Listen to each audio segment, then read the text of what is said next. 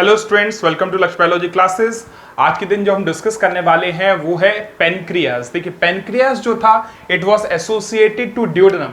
तो कुछ ऐसा स्ट्रक्चर था, ईसोफेगस से स्टार्ट हुआ था हमारा स्टमक के बाद स्टार्ट हुआ था हमारा ड्यूडेनम। तो ये oesophagus, then this is stomach, और फिर ये सी शेप्ड स्ट्रक्चर था जिसको हमने क्या बोल दिया था, duodenum. Duodenum is initial part of small intestine. देखिए स्टमक का पीएच था 1 to 2, कितना पीएच है, 1 से लेके 2 तक का पीएच रहता है स्टमक का, और ये 1 to 2 pH is obviously acidic, है ना।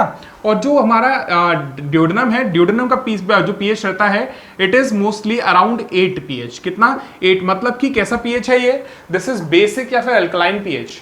एसिडिक पीएच से अल्कलाइन पीएच कैसे बना ये जानना बहुत जरूरी है। तो आपको एक चीज याद रखनी है, जो हमारा इंटेस्टाइन है उसका जो इनिशियल पोर्शन है ड्यूडेनम, इस ड्यूडेनम की सब म्यूकोसा लेयर, कौन सी लेयर, सब म्यूकोसा। देखिए मैंने आपको बताया था आउटरमोस्ट लेयर को सेरोसा बोलते थे, उसके अंदर मस्कुलरिस, उसके नीचे सब म्यूकोसा, उसके नीचे म्यूकोसा। तो जो सब म्यूकोसा पार्ट होता है किसका, ड्यूडेनम का, it contains a special gland जो सिर्फ यही है, कौन सा वाला, ब्रूनस। तो ब्रूनस ग्लैंड होते हैं जो स्पेसिफिकली किसमें मिलते हैं, सब म्यूकोसा ऑफ ड्यूडेनम। और ये जो ब्रूनर ग्लैंड होते हैं they secrete mucin which is mucus and a bit of bicarbonate. तो बाइकार्बोनेट और म्यूसिन का सीक्रेशन करते हैं ब्रूनस ग्लैंड, जिनकी वजह से जो एसिडिक पीएच था स्टमक का वो पीएच ड्यूडेनम में कंटिन्यू नहीं करता। ड्यूडेनम में कैसी कंडीशंस मिल जाती है, तो ड्यूडेनम में मिल जाती है हमको बेसिक कंडीशंस। और सिर्फ यही रीजन नहीं है यहां पे बेसिक कंडीशंस को बनाने के लिए, आपको पता है बाइल जूस के सीक्रेशंस जो हैं उन सीक्रेशंस की वजह से भी यहां का पीएच अल्कलाइन हो जाता है इंस्टेड ऑफ बीइंग एसिडिक। समझ में आया। तो जो भी एसिडिक फूड यहां से आएगा फ्रॉम स्टमक टू ड्यूडेनम, वो सारा फूड यहां पे आने के बाद अल्कलाइन मीडियम में आ जाएगा, और अल्कलाइन मीडियम में आने के बाद उसका डाइजेशन यहां पे स्टार्ट हो जाएगा। समझ में आ गया। अब देखिए जरा सब म्यूकोसा के बारे में, ये पॉइंट बहुत इंपॉर्टेंट है तो इसको आपको भूलना नहीं है। अब हम बात करते हैं जो हमारा मेन टॉपिक है, दैट इज पेनक्रियाज। तो देखिए ड्यूडेनम का जो ये कर्व्ड पोर्शन है, इस पोर्शन में आपको एक ग्लैंड मिलेगा, that gland is called as pancreas. ठीक है, पेनक्रियाज में आपको पता है मैंने ऐसे कुछ स्ट्रक्चर्स बना के दिखाए थे, ऐसे कुछ फिंगर्स बनाए थे ऐसे ऐसे। ये जो आपने स्ट्रक्चर्स यहाँ पे देखे थे, these structures are called as acinus. इन स्ट्रक्चर्स को हम लोग क्या बोलते हैं, एसिनस। और ये एसिनस जो होते हैं ये आगे जाके एक डक्ट का फॉर्मेशन करते हैं, that duct is called as pancreatic duct. क्या बोलते हैं, डक्ट ऑफ विल्सन या फिर पेनक्रियाटिक डक्ट। ये पेनक्रियाटिक डक्ट आगे जाके थोड़ा सा स्वॉलोन पोर्शन बनाती है, that is called as ampulla of Vater. Last lecture में बात हुई थी। ठीक है, अब एक और चीज देखिए, जो पेनक्रियाज है, पेनक्रियाज में आपको कुछ बंडल ऑफ सेल्स भी मिलेंगे, कुछ बंच ऑफ सेल्स भी दिखाई देंगे, एक ऐसा स्ट्रक्चर भी है। तो बहुत सारे ऐसे आपको कुछ सेल्स के बंडल्स दिखाई देंगे, and this bundles are called as isolates of Langerhans. अभी लिखता हूं मैं इन सबको, देखिए।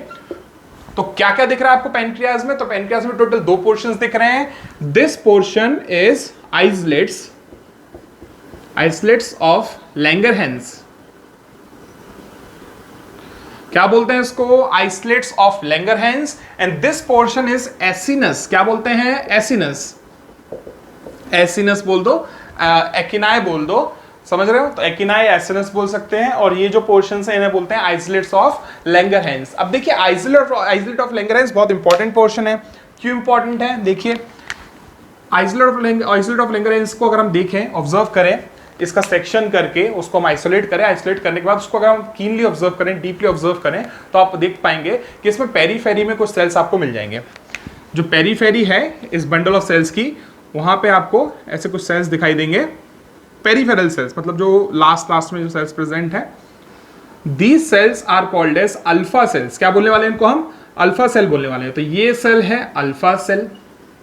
ठीक है, कौन से सेल हो गए, अल्फा सेल। अब आप ऑब्जर्व करो, सेंटर वाले पोर्शन में जाओ, मतलब जो बीच वाला पोर्शन है उस पोर्शन पे जाओगे तो आपको कुछ और सेल मिलेंगे। जैसे यहां पे जाएंगे तो यहां पे कुछ और भी सेल आपको दिखाई देंगे। ये जो सेल आपको दिखाई दे रहे हैं, these cells are called as beta cells. इनको क्या बोलते हैं, बीटा सेल। बी नहीं है, बीटा है। This is alpha, this is beta cell. तो अल्फा सेल मिल गए, बीटा सेल मिल गए। इसके अलावा आपको मिलेंगे डेल्टा सेल्स। कौन से cells? Delta cell. Delta cell कहां पर प्रेजेंट है? तो जो अल्फा सेल है उनके पास पास में आपको डेल्टा सेल अटैच्ड दिखाई दे जाएंगे, देख रहे हो। तो ये जो सेल्स हैं, दी सेल्स आर डेल्टा सेल्स, तो मैं लिख दिया दिस इज डेल्टा सेल्स, ठीक है। तो अल्फा बीटा, उसके अलावा डेल्टा सेल्स मिल जाएंगे आपको। डेल्टा सेल के अलावा अब बात करें नेक्स्ट, तो अल्फा बीटा डेल्टा सेल के अलावा एक इवनली डिस्ट्रीब्यूटेड कुछ सेल्स और मिलेंगे आपको, जैसे कि ग्रीन कलर से बना देता हूं, कुछ ऐसी रैंडमली डिस्ट्रीब्यूटेड सेल्स भी आपको मिल जाएंगे। These randomly distributed cells are called as PP cells और एफ सेल्स। मैं लिख देता हूं पीपी या फिर एफ सेल्स, एफ सेल्स या फिर पीपी सेल्स। अब ये 4 टाइप के सेल्स मिलते हैं आइसोलेट्स ऑफ लैंगरहैंस में, और ये सेल्स के जो फंक्शंस है या बोलिए जिनके जो सीक्रेशंस है वो बहुत इंपॉर्टेंट है। जैसे कि सबसे पहले अल्फा सेल की बात करते हैं। अल्फा सेल के सीक्रेशन का नाम आप सबने सुना है, इसको बोलते हैं ग्लूकेगॉन। क्या बोलते हैं? ग्लूकेगॉन। ग्लाइकोजन नहीं बोल रहा हूं, ग्लूकेगॉन बोला है मैंने। तो अल्फा सेल सीक्रेट करते हैं ग्लूकेगॉन, बीटा सेल सीक्रेट करते हैं इंसुलिन। ये सब भी, इसका नाम भी आप सब लोगों ने सुना होगा। बीटा सेल सीक्रेट करते हैं इंसुलिन। डायबिटीज से रिलेशन इसका होता है, आपने सुना होगा, डायबिटीज मिलाइटस, शुगर वाली जो बीमारी होती है उसमें इसका बहुत बड़ा रोल है, याद रखना पड़ेगा। उसके अलावा डेल्टा सेल सीक्रेट करते हैं सोमेटोस्टेटिन। डेल्टा सेल से सीक्रेट होता है सोमेटोस्टेटिन। तो अल्फा सेल से हो गया ग्लूकेगॉन, बीटा सेल से हो गया इंसुलिन, और डेल्टा सेल से हो गया सोमेटोस्टेटिन। अब बात करते हैं किसकी? पीपी और एफ सेल। और पीपी और एफ सेल से सीक्रेशन होता है पेनक्रियाटिक पॉलीपेप्टाइड का, ठीक है, पेनक्रियाटिक पॉलीपेप्टाइड। अब ये चीजें करती क्या है वो देख लेते हैं। देखो सबसे पहले बात करें ग्लूकेगॉन की। ग्लूकेगॉन जो है it is a hyper glycaemic hormone. कैसा हार्मोन होता है? Hyper glycaemic. हाइपर मतलब ज्यादा, ग्लाइसेमिक मतलब ग्लूकोज। ग्लूकोज के लेवल को ब्लड में ज्यादा कर देता है, बढ़ा देता है। तो ये क्या करता है? It increase blood glucose level. तो ब्लड ग्लूकोज लेवल को बढ़ा देना, ब्लड में ग्लूकोज के अमाउंट को बढ़ा देना हाइपरग्लाइसेमिक हार्मोन का फंक्शन होता है। That hyperglycaemic hormone is glucagon. कहां से रिलीज होगा?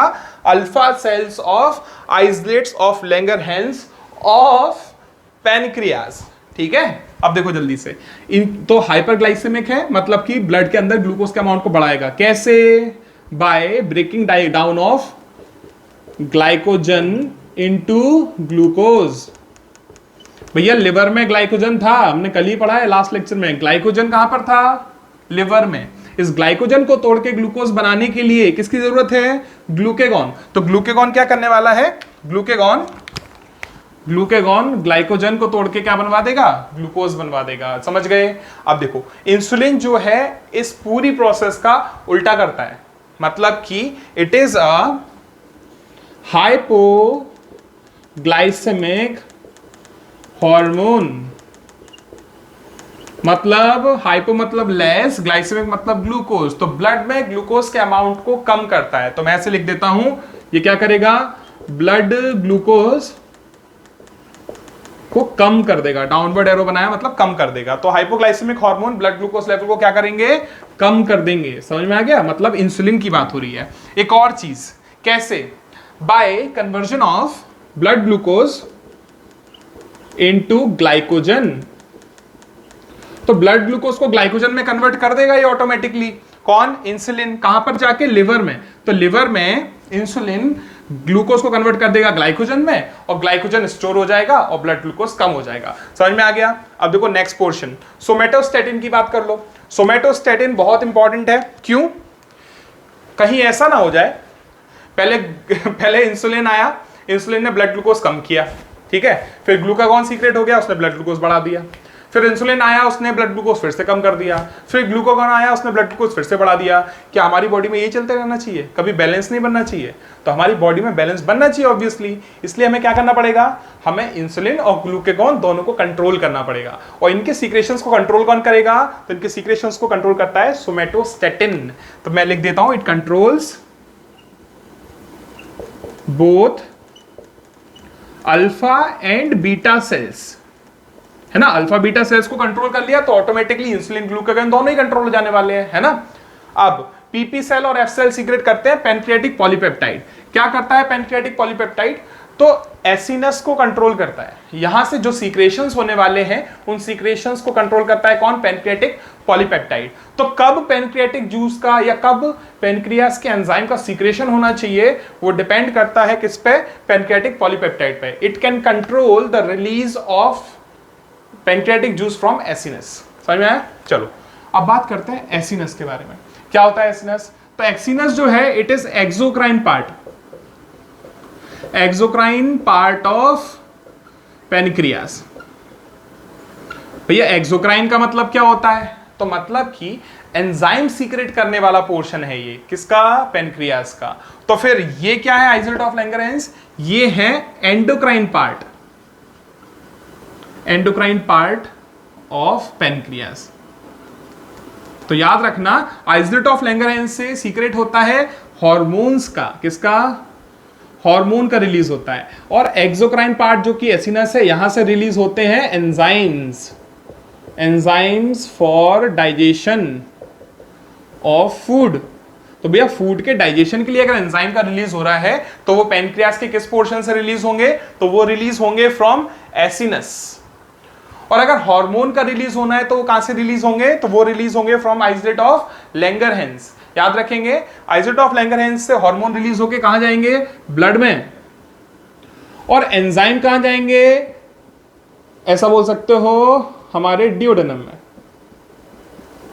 ठीक है, तो एंजाइम जाएंगे ड्यूडेनम में और हार्मोन पहले जाएगा ब्लड में, क्योंकि हार्मोन्स जो सीक्रेट होते हैं वो कहां से सीक्रेट होते हैं? From ductless glands. और डक्टलेस ग्लैंड को हम बोलते हैं एंडोक्राइन ग्लैंड। चलिए अब बात करते हैं जो एसिनस है यहां से कौन कौन से एंजाइम सीक्रेट होते हैं। तो देखो एसिनस से सीक्रेट होते हैं 3 टाइप के एंजाइम। कुछ एंजाइम करेंगे फैट डाइजेशन, और जो फैट डाइजेशन करने वाले एंजाइम्स हैं उनका नाम होता है pancreatic lipase.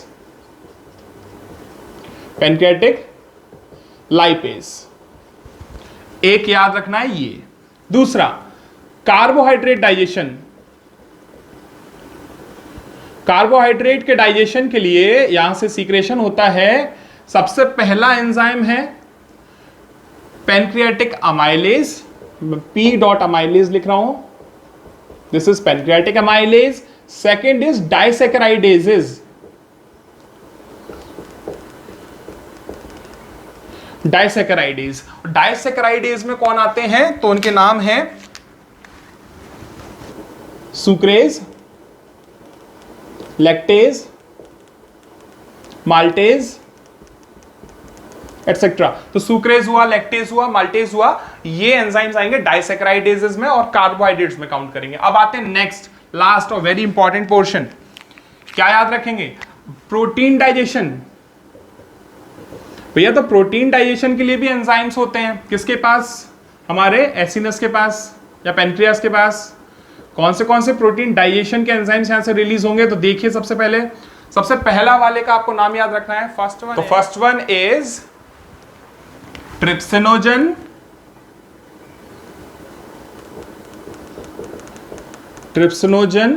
Second is chymotrypsinogen.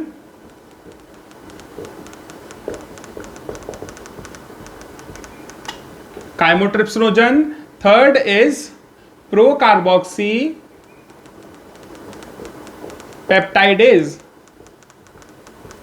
भैया 3 नाम है, पहला है ट्रिप्सिनोजन, second is chymotrypsinogen, third one is procarboxypeptidase. तो ये 3 एंजाइम्स हैं। ये 3 एंजाइम कहां से सीक्रेट होने वाले हैं? From acinus of pancreas. और ये क्या करेंगे? तो they will carry out digestion of protein.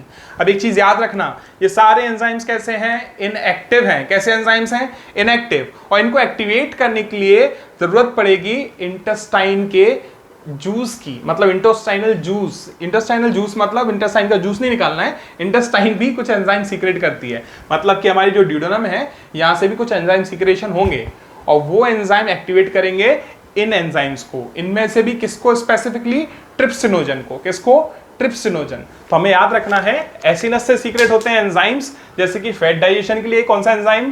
Pancreatic lipase. Carbohydrate digestion के लिए पेनक्रेटिक अमाइलेज एंड डाइसेकेराइडेज, और प्रोटीन डाइजेशन के लिए ट्रिप्सिनोजन, काइमोट्रिप्सिनोजन और प्रोकार्बोक्सी पेप्टाइडेज। अब ये कैसे कैसे वर्क करते हैं ये हम आगे वाले लेक्चर्स में देखने वाले हैं।